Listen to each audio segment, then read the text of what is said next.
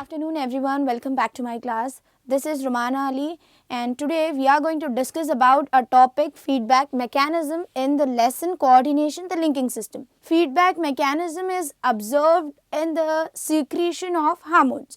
The hormones are secreted to bring a change in our body, but when a person has to regain his normal position, then the level of the hormones should also become normal, or the production of the hormones should be reduced when the person has to regain his normal position. This is nothing but the feedback mechanism. For example, when we get scared, then the hormone named adrenaline is released in our body, and that emotion fear is executed by the release of a hormone called adrenaline. But when the person comes back to his normal position, then the release of this hormone will become normal. That means the level of the hormone will become normal. And one more example we can take is when the amount of the glucose is increases in the blood, when the sugar gets increases in the blood, then the hormone named insulin is released by the pancreas, and that hormone insulin is helping in regulating or in maintaining the amount of the sugar present in our blood. But when the sugar level becomes normal, then secretion of the insulin get reduced. So in this way, the person can regain his normal position and the hormone production will also get normal. So this is called as feedback mechanism. अभी हम बात करेंगे feedback mechanism की. हमें तो पता है कि हमारे बॉडी में केमिकल्स सीक्रेट होते हैं ग्लैंड्स में, और वो केमिकल्स को हम बोलते हैं हार्मोन्स. हार्मोन्स हमारे बॉडी के केमिकल मैसेंजर्स है जो हमारे इंटरनल एनवायरनमेंट को बैलेंस करते हैं और हमारे इंटरनल चेंजेस को एग्जीक्यूट करने में हेल्प करते हैं. फॉर एग्जांपल, अगर हम गुस्सा हो जाएंगे तब हमारे बॉडी में एक हार्मोन रिलीज होगा वो इमोशन को बताने के लिए, और वो हार्मोन का नेम है एड्रेनालिन. तो जब हमारा एंगर कम हो जाएगा तब ये एड्रेनालिन हार्मोन का लेवल भी नॉर्मल हो जाएगा. तो इस मैकेनिज्म को हम बोलेंगे feedback mechanism. And we know that there is no involvement of the nervous system in the production of hormones. The production of hormones is an automatic metabolism. So it is not involving any function of nervous system in it. The production of hormones is inbuilt. That means it is an automatic metabolism. So far we discussed about the control and coordination process in animals that is brought up by the nervous system and also by the endocrine system that are present in the human body or in the body of animals. Let us talk about the coordination or the control mechanism in plants. Do plants also show the presence of nervous system and endocrine system in their body? No, because there are no any system present in the plant body like in the body of humans, but there are some chemicals which are released in the plant body, and that chemicals are helping to brought up the control and coordination in the plant body, and that chemicals are called as phytohormones. Here the phyto stands for plant and hormones are the chemicals. So the chemicals which are present or which are secreted by the different cells of the plants are called as phytohormones, and these phytohormones are transferred to the different tissues of the plant cells, and there they execute the changes in the plant parts. So this is about the phytohormones which plays a major role and which helps in the control mechanism of the plants. Now one more question arises here is, do plants respond towards stimulus? So yes, the plants can respond towards the stimuli because of the presence of these phytohormones. When we do an activity like when we touch a leaflet of Mimosa pudica. Mimosa pudica is a plant which is also known as touch-me-not plant. So when we see the leaf of a Mimosa pudica, here we can see some leaflets. So when we touch this leaflet of touch-me-not plant, the leaflet get closed. So this is nothing but a response which is shown by the leaflet of touch me not plant towards a stimuli. Here when we are touching, this is a stimuli, and when it closes its leaflet, that is the response produced by the hormones which are present or which are secreted by the leaflet of Mimosa pudica. So by this activity we came to know that plants can also show response towards different stimulus. So the plants, they do not have any sensory neurons or motor neurons in their body, but then also they are able to show a response towards certain stimulus, and this is because of the presence of certain hormones in their body called phytohormones. These chemicals are helping the plant body to show the control and coordination among the different parts and to show a response towards the different kind of stimulus. So in this way, the plants have certain chemicals that helps in carrying out the control mechanism of plant. Now there are 5 different types of phytohormones that are present in the plants, and they are auxins, abscisic acid, gibberellins, cytokinin and ethylene. These 5 are phytohormones that are very essential for the plants to carry out the control mechanisms in their body, and this auxin is helping in the elongation of the plant body. The auxin is a phytohormone that is present at the tip of the stem, and this hormone is responsible for the elongation of the stem. The 2 scientists named Francis Darwin and Charles Darwin, these 2 scientists have conducted so many experiments to know how the plants can show response towards the light, towards the water and towards a different stimulus. So they conducted some experiments to know how the plants show the response towards the light. The plants, when they show response towards the light, that is called as phototropism. This phototropism can be defined as the movement of the plant towards the sunlight. So to know how this phototropism can be shown by the plants, they have conducted some experiments. They took some sprouted seeds are equal to plants, and they have observed that the tip of the plant shows the response towards the sunlight. Because of this tip only, the plant can be able to grow towards the sunlight. Then they have covered the tip of the plant with the metal cylinder or foil so that the light cannot pass through it. By this experiment, they came to know that the tip of the plant have certain chemicals or have certain substances that makes the plant to show a response towards the sunlight and to show the upward movements. And by this experiment, we came to know about the tendency of the plant to move towards the sunlight. In 1926, one more scientist named F.W. Wendt, he did an experiment, and after doing an experiment, he claimed the secret behind the phototropism. The plant is able to show the phototropism because of the presence of certain chemicals at the tip of the stem, and that chemicals are observed and described by the scientist named F.W. Wendt. He did an experiment by taking a shoot tip, then he removed the tip of the shoot, and after cutting the tip of the shoot, he places one agar block on it at an angle. At one position, he places piece of an agar block and the other position is free of that block. Then he observed that the portion on which the agar is not present, it is bending towards the light, and by this experiment, he described or he came to know that there is some stimulus present in the stem of the plant that helps the plant to show a response towards the sunlight, and that stimulus is not the electrical impulses, but that stimulus is a chemical stimulus which he named as auxins. So after this experiment, F.W. Wendt explained that a chemical or a phytohormone named auxin is present at the tip of the stem, and that is responsible for showing a response towards the sunlight, that is nothing but phototropism.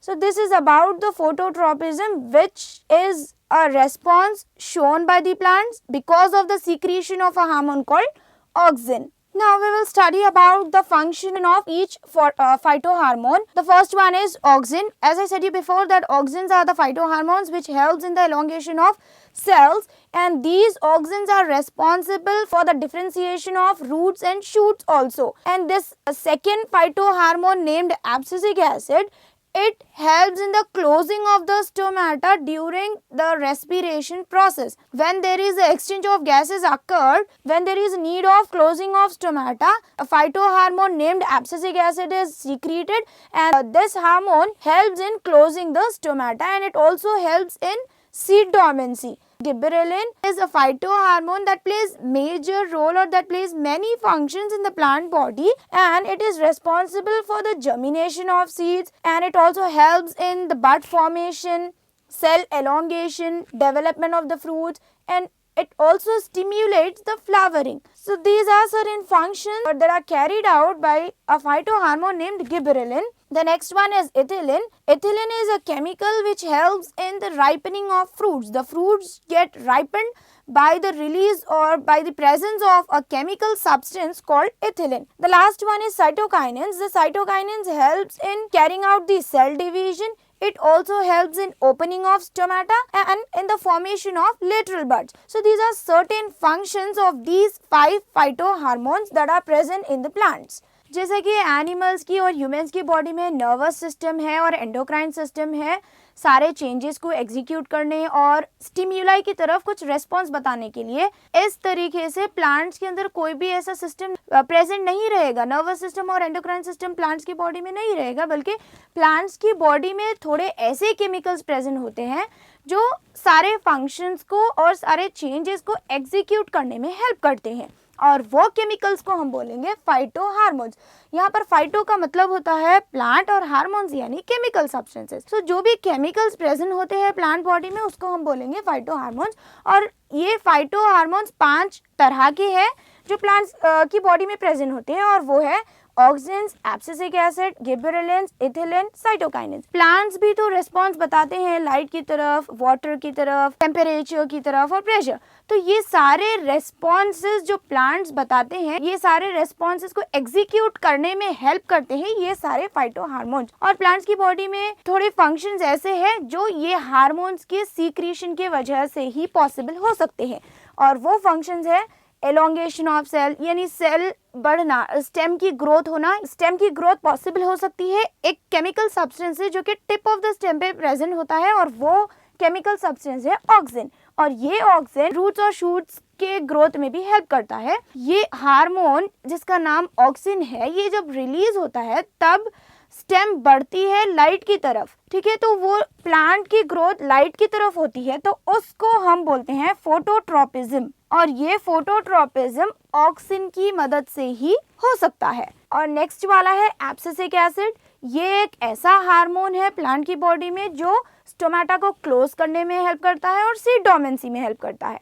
गिबरेलिन्स भी एक chemical substance है, एक hormone है जो कि plant की body में present होता है, और ये तभी सीक्रेट और रिलीज होता है जब सीड को जर्मिनेट होना होता है, जब बर्ड्स को यानी बर्ड्स लगने होते हैं, फ्लावर प्रोड्यूस करना होता है प्लांट को, तब ये गिबरेलिन्स केमिकल्स है जो सीक्रेट होते हैं। और ये इथिलीन एक फाइटोहार्मोन है जो फ्रूट्स को राइपन करने में हेल्प करता है, और साइटोकाइनिन भी एक फाइटोहार्मोन है जो सेल डिवीजन में और स्टोमेटा को ओपन करने में और लैटरल बर्ड्स फॉर्म करने में हेल्प करता है।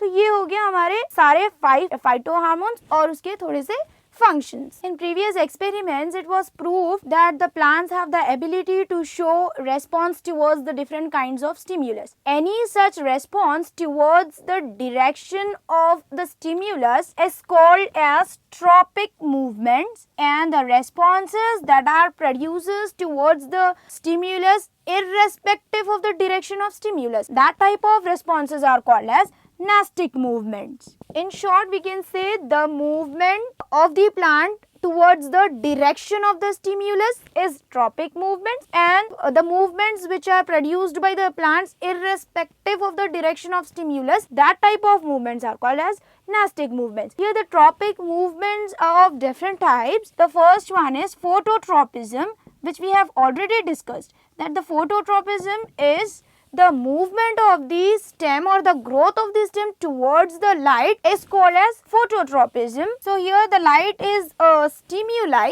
and the growth of the stem towards it is a response which is shown by the plant body. The next one is hydrotropism. Some plants or some roots are able to move towards the water, and that response is called as hydrotropism. That movement towards the water is called as hydrotropism. Some roots are able to grow towards the earth, and response which is shown by the plant towards the earth, that is called as geotropism. Certain plants shows the responses towards different stimulus. For example, when we see the female reproductive system of a plant, then it shows the parts like stigma, style and ovary, and this stigma part have some chemicals on them, and that chemicals produces stimulus. It has some sweet substances, and that sweet substances attracts the insects. The insects come and sit on the stigma and shed pollen grains, and the pollen grains which are present on the stigma, they can be able to form the pollen tube in order to carry out the fertilization only when the chemical substances or the chemical stimulus is shown by the female reproductive part, and this stigma part have some chemicals on them which produces or which acts as a chemical stimulus for the pollen grains. When these chemicals are present on the stigma, then only the pollen grains can be able to form the pollen tube and can go inside towards the ovary. So this type of response is called as chemotropism, because the response is shown by the plants due to the chemical stimulus. Therefore, it is called as chemotropism. Sometimes we see different kinds of stimulus. In some plants, the stem is coiled and it is very thin. It needs some support, and this type of stem is called as tendrils. This tendrils needs some support to show its growth. These type of plants are called as climbers. It has weak stem. They grow around that support. So this type of movement of the plant is called as thigmotropism. This is about the different kinds of stimulus and the different kinds of responses shown by the plants. Next one is nastic movement.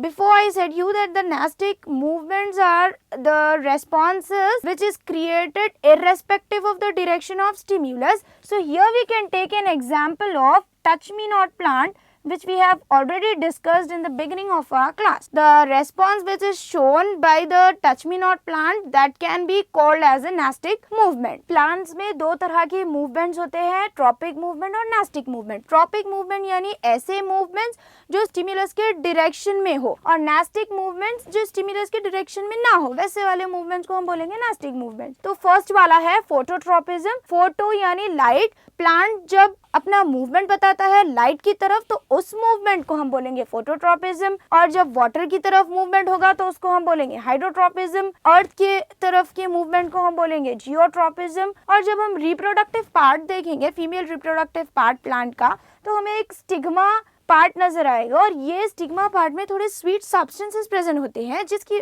वजह से insect attract होते हैं, और insect pollen grains को stigma पर shade करते हैं, और ये पोलन ग्रेन्स एक केमिकल प्रेजेंट होता है स्टिग्मा में, ये केमिकल स्टिम्युलस की वजह से वो pollen grains pollen tube form कर सकते हैं और फर्टिलाइजेशन पॉसिबल हो सकता है। तो इस तरह के केमिकल स्टिम्युलस की वजह से जो भी रेस्पॉन्स बता रहा है प्लांट, उसको हम बोलेंगे कीमोट्रोपिज्म। और थोड़े ऐसे प्लांट्स होते हैं जैसे कि क्लाइंबर्स जिसमें वीक स्टेम होते हैं और कॉइल लाइक स्टेम प्रेजेंट होती है जिसको हम बोलेंगे टेंड्रिल्स, और ये स्टेम को ग्रो होने के लिए सपोर्ट की जरूरत होती है, तो इस तरह के मूवमेंट को हम बोलेंगे thigmotropism. So this is about the tropic and nastic movements in the plants. Let us have a quick recapitulation of all the things that we have discussed in the lesson coordination, the linking system. So the control and coordination can be brought up in the body of the humans by two systems, and that are nervous system and endocrine system. This nervous system is of two types, central nervous system and peripheral nervous system. Central nervous system shows the presence of brain and spinal cord. That means brain and spinal cord together forms the central nervous system, and we have already discussed about the parts of the brain. The brain shows the three main parts, forebrain, midbrain and hindbrain. Forebrain is again showing the two main parts, that are cerebrum and diencephalon. and the midbrain is a middle portion of the brain, and the hindbrain shows the two parts again. They are cerebellum and medulla oblongata. We have already discussed about the functions of each part. That cerebrum is a site of intelligence, diencephalon is a site of emotions, and this midbrain exchange the impulses between the brain and the spinal cord, and the hindbrain shows the regions like cerebellum and medulla oblongata. This cerebellum helps in maintaining the body posture, and this medulla oblongata is helping in carrying out certain cardiac functions, respiratory functions, and many other functions, and this medulla oblongata is open into a cord-like structure which is called as spinal cord. So, the spinal cord is an extension which is continuation to the brain, and it is a tough cord-like structure, and this spinal cord is responsible for creating the responses in the human body. So, this is about the central nervous system. When we talk about the peripheral nervous system, the peripheral nervous system shows two major nerves, that are cranial nerves and spinal nerves. Cranial nerves are the nerves which are originating from the brain, and the spinal nerves are the nerves which are originating from the spinal cord, and these nerves are spread throughout of our body. That forms the peripheral nervous system. The peripheral nervous system also shows the two major types of neurons based on the function, and that are motor neurons and sensory neurons. Sensory neurons are the nerve cells which carry the message from the sense organ towards the brain, and then the message from the brain is carried by the motor neurons to the different muscles of the different organs. And this motor neurons are present in somatic nervous system and also in the autonomous nervous system. The motor neurons which are present in the somatic nervous system are responsible to show the voluntary actions. Voluntary actions are nothing but are under our conscious control. That type of actions are called as voluntary action, and the autonomous nervous system is responsible to show the involuntary actions or involuntary response that are not under our conscious control. This autonomous nervous system is again classified into two main types, that are sympathetic nervous system and parasympathetic nervous system. Sympathetic nervous system activates only when our body has to show a change or it has to perform a fight or flight mechanism.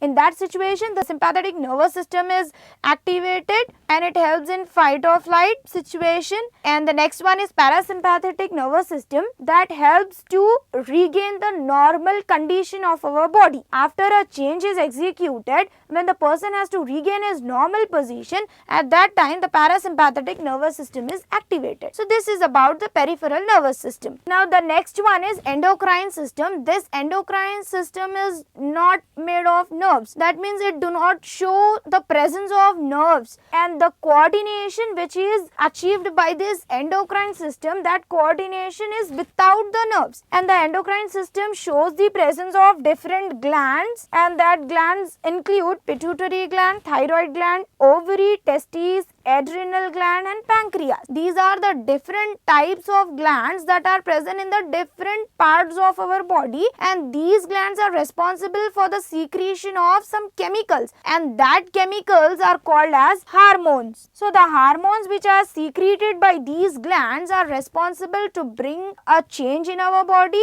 in order to balance the internal environment, and the chemical coordinators are nothing but our hormones, and the secretion of the hormones helps our body to maintain our internal environment. So, this is about the control and coordination that is brought up in our body through nervous system and through endocrine system. What about the plants? How do the plants show the response towards the stimulus? So, the plants can be able to show the response towards the different kinds of stimulus, and they are able to control and coordinate by some chemicals that are present in their body, and that chemicals are called as phytohormones. There are 5 main types of phytohormones present in the plant body. They are auxins, gibberellins, abscisic acid, ethylene and cytokinins, and these 5 phytohormones plays many functions, and they are helping in carrying out many activities in the plants and also in showing the response towards the different kinds of stimulus. And the last topic in the lesson, coordination, is tropic and nastic movement in plants. Tropic movements are the movements of the plants towards the direction of stimulus.